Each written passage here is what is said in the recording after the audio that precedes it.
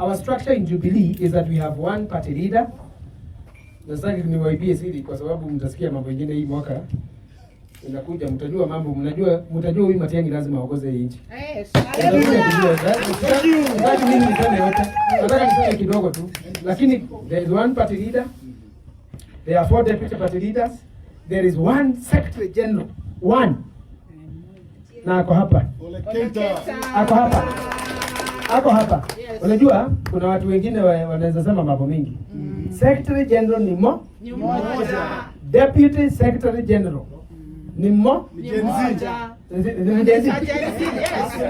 Sasa lakini jua kazi ya deputy secretary general ni rahisi sana, ni kufuata maagizo ya secretary general.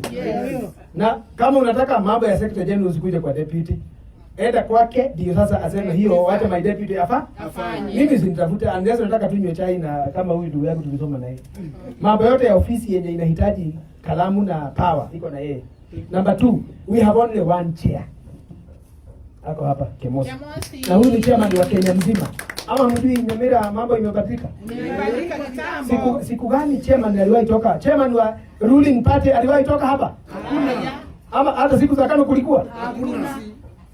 Atumia. Mama, where is the relations for the chair? Asante sana. Huyu sasa ndiye chairman wetu na ako na vice moja. Mdogo yake ako na moja. Structure ya national Nairobi iko hivyo. Hapa is the same. Mama, hebu simama tafadhali. Komenda.